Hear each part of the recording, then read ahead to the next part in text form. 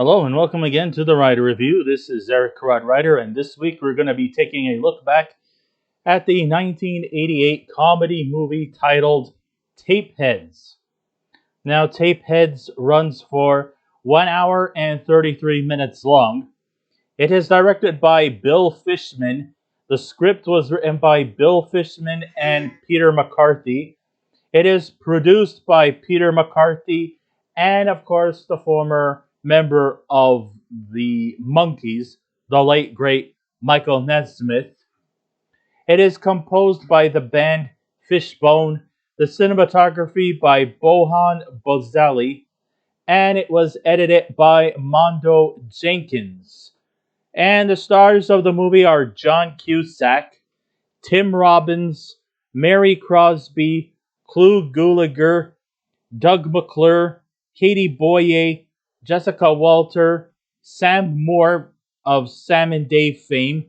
Yes, there's a lot of famous music personalities in this. We also got Junior Walker, Junior Walker in the All-Stars, Susan Tyrrell, Lee Arenberg, Xander Berkeley, Weird Al Yankovic, the former host of the long-running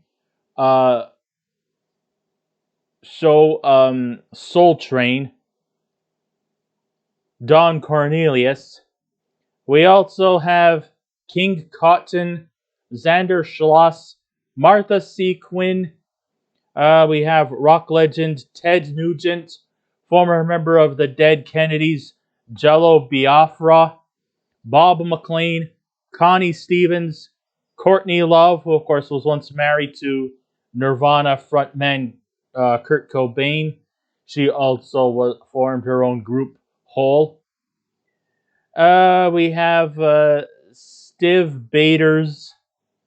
We have legendary comedian Bobcat Goldwaith, David Anthony Higgins, Michael Nesmith himself, Jennifer Balgobin, Cy Richardson, Brie Howard, and Billy Davis. So Tapehead stars Tim Robbins and John Cusack as security guards Josh Tager and Ivan Alexeyev, who feel that their lives as security guards are not getting them far in life, and they're just wasting away on a dead-end job. They're pretty much a couple of lazy fucks who don't seem to have too much passion or dedication to their job. In fact, they just want to slack around and goof around in their jobs. They don't take their jobs seriously, and they feel that their lives are just being wasted doing this bullshit job with probably very meager pay. And even though they're conventionally adults, they still like to live life like teenagers, doing typical teenage stuff like going to parties, listening to music, and enjoying life to the fullest. Yeah, that's the life we want to live. Never mind all this lame, boring-ass adult life. We want to party! And we want to listen to cool music. Not fucking elevator music that you listen to on the phone that practically bores you to death while the person you want to talk to puts you on hold. No, you want to listen to cool stuff.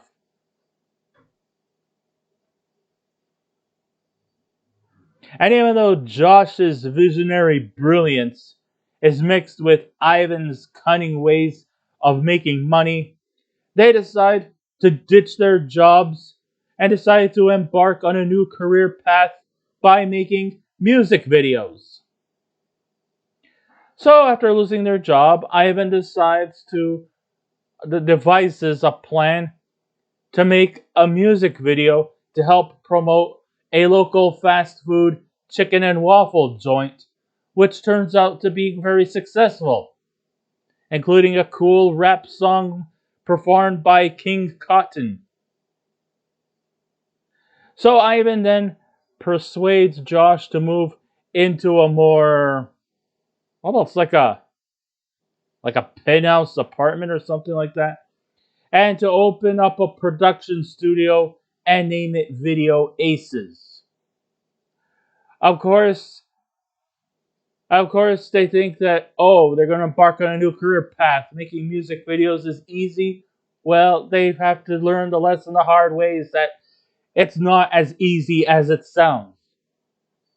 You have to put a lot of creativity, dedication, and also it does help to actually have a nest egg of some money going there, because if you want to make money, if you want to earn money, you have to make money. There's a lot of alibis that are put into this movie. Yeah, you have the same fucking lame shit motto of follow your dreams, do what your heart desires. Okay, yeah, okay. Yes, of course that's important.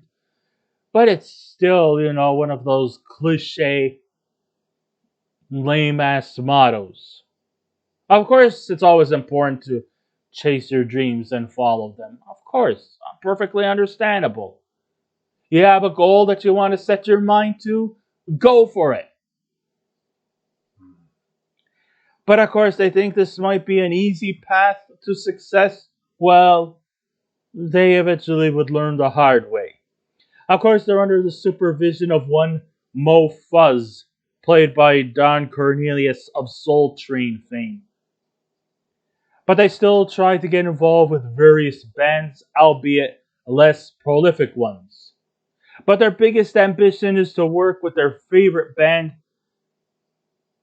the Swanky Modes, led by soul legends Sam Moore of Sam and Dave fame. Of course, Dave was the late Dave Prater, not with us anymore, and Junior Walker, who is still alive at the time, but he's also not around anymore either. Hey, it's nature of the beast. Not everybody lives forever. So yes, they are of course big fans of the Swanky Modes, and they love their blues music. And why not? But there's of course music personalities from all genres of music, and they all make their appearances in there. Sometimes I'm even actually quite surprised that they're just organically great as actors. It's not all of them, but many of them are quite passable. Yeah, I understand they're not conventionally performers, but they still gave it their all. Most of them. Some are hits, some are misses. I can understand. So of course they want to try to promote their legendary favorite band, the Swanky Modes. But that's still miles away, as they have to work under the radar type bands before making it to bigger names. They have to start small. Understandable. You have to start small before trying to get into more bigger mainstream names into music videos. Nobody ever said it was easy. And even they've learned the hard way too. And that's one of the great things about this movie is that they're not cutting Tim Robbins and John Cusack any slack when it comes to making videos. Because it puts a lot of hard work, a lot of effort to make a music video which could last between 3 to 5 minutes, maybe even longer. It's probably might even be harder to direct music videos than it is to actually make feature-length movies or television series. Because they're not coming in with big money on their belts. They have to kind of earn it to get to the top. And back in the 80s, making music videos was probably the lowest common denominator in the film industry. Hell, even short films, people could still make thousands and millions of dollars just for making 15-minute shorts. But music videos takes a lot of hard work. And they're not giving these young men any kind of breaks. And that's one of the things I like about this movie. Sure, they look like they're having a good time. It's fun. It's comedy. It's frolicking. Maybe some of the humor might be a bit out of date. and dealing with this kind of situation is a bit out of date. But then again, you can understand that it's outdated. Yeah, this movie came out in 1988, so what am I expecting? I think I would be freaked out if I actually saw somebody in a 1988 movie talking on a smartphone. And I'm beginning to think, is this some guy, some kind of fucking time traveler? If that's the case, then I want to hop into the time travel. I don't care how much money you're going to pay me. I would love to go into a time travel machine, go back in times. Maybe not too far back, but I'm saying. The question is, will these two ever have their dreams come true? Or is it all just a dream and nothing more? Well, I don't like to tend to agree with that term. I think they have a lot of potential and a lot of gift, and I think that through confidence, through patience, through perseverance, through diligency, they could really actually exceed.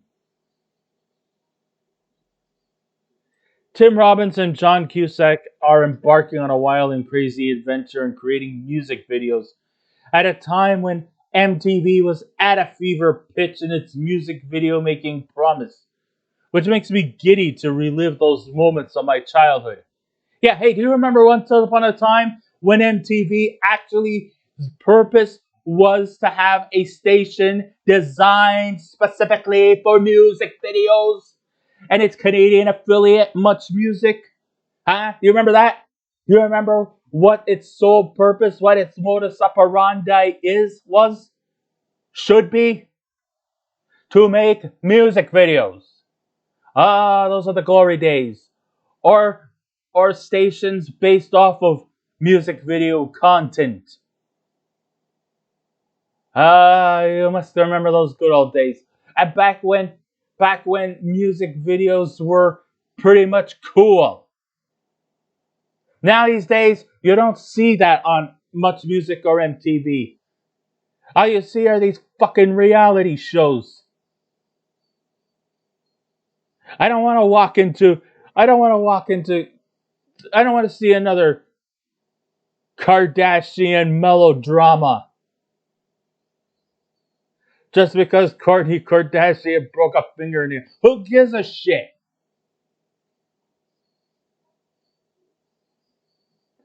I don't want to be welcomed into Katy Perry's mansion while she feeds you lasagna while she's dressed in a cupcake costume. I don't want to watch another fucking spring break show where you win a date with Chad Cockblock. I don't want to see any of those fucking shows. Get them off. Bring back music videos on MTV and Much Music. Never mind all these bullshit shows that they put on that have absolutely nothing to do with music videos. And you could call me a decrepit Gen X old timer.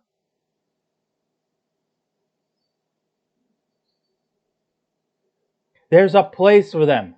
Or you could create a station, or you could create a television station specifically designed for these things.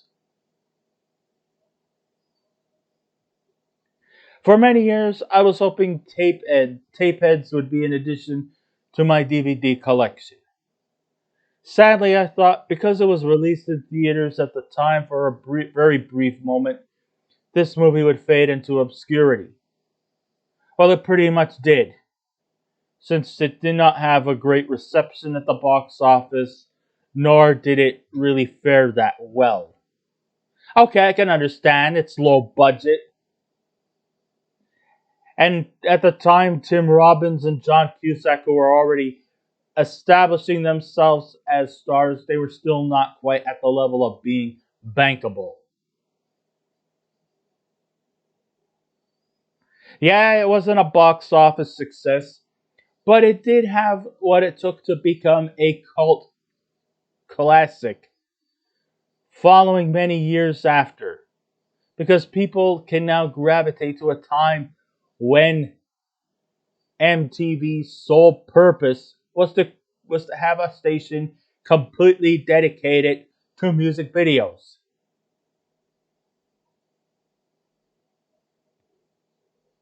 But fortunately for me and its fan base, Anchor Bay managed to talk to the higher ups and was finally given the green light into making a collector's item for fans who love 80s movies. Sure, they may have tweaked the sound quality a bit here and there, but everything looks and feels just like it was when it was released back in 1988. Everything looks and sounds better than what you see on cable, and the deleted scenes bring everything together nicely. The entertainment value still remains strong today as it was 34 years ago. Sure, it might be very dated in its use of technology and the way people's music and hairstyles, clothing, and trends that has pretty much become obsolete. But the nostalgia ride is quite a satisfying one.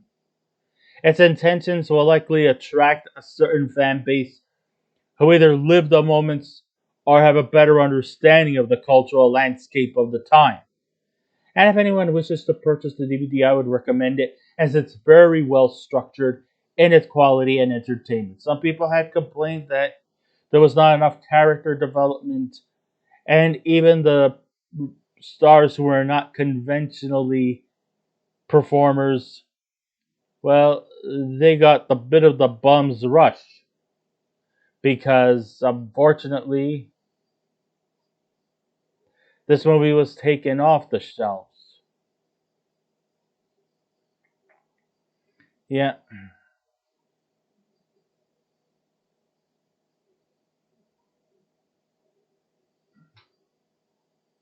yes,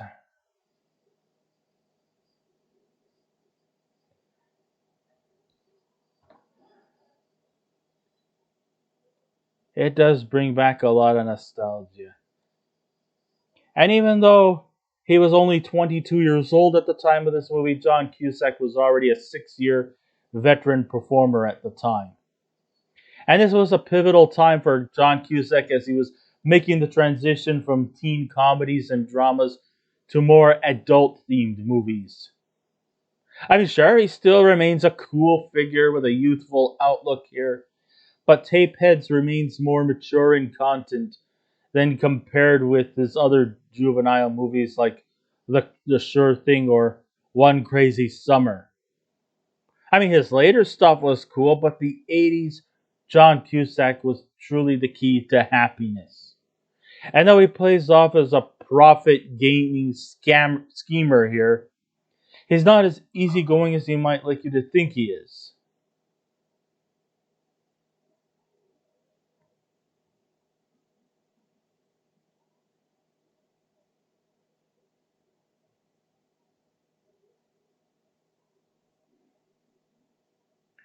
And though he plays off as a profit gaining schemer here, okay, his physical look definitely has a more mature level with the thinly drawn mustache and the slicked back hair, making him stand out to those teen comedies where he's predominantly clean shaven with a certain boy next door charm.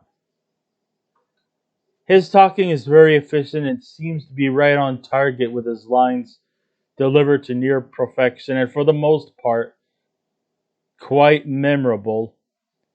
And sure, it's amongst his other films like The Grifters and Gross Point Blank or High Fidelity. This movie stood out a lot better. Tim Robbins shown he can do comedy equally as well as he does drama, and looks like he's having the time of his life as the creative thinker, Josh Tager. Because in this business, it's Josh that's doing all the creative. Is the creative mind behind this, the artistic one, while Ivan is kind of playing off the role as the tough guy in the group, even though he was put in his place by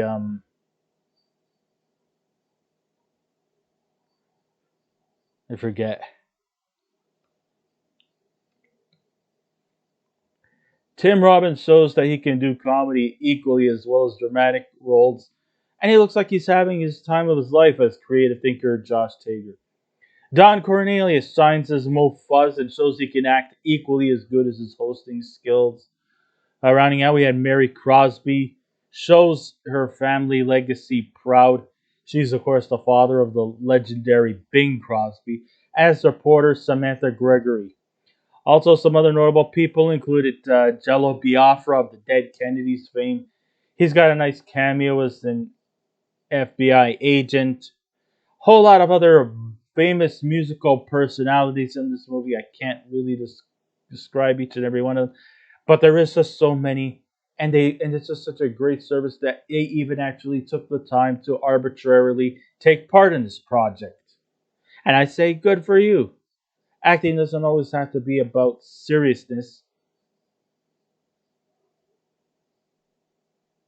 So yeah, uh, those are some of the more notable ones. I'm not saying that the others do not deserve credit, but these ones really did. These performers that I mentioned really did took the story and the narrative very, very effectively. So when all is said and done, if I was to give this movie a scale out of 10, I would give Tapeheads from 1988 an 8 out of 10. So I guess this ends my writer review. Thank you all for listening in. If you wish to subscribe to my YouTube channel, please feel free to do so. If you wish to leave a comment, go right ahead. But just remember the 3 simple rules. Be kind, be courteous, and please don't be rude.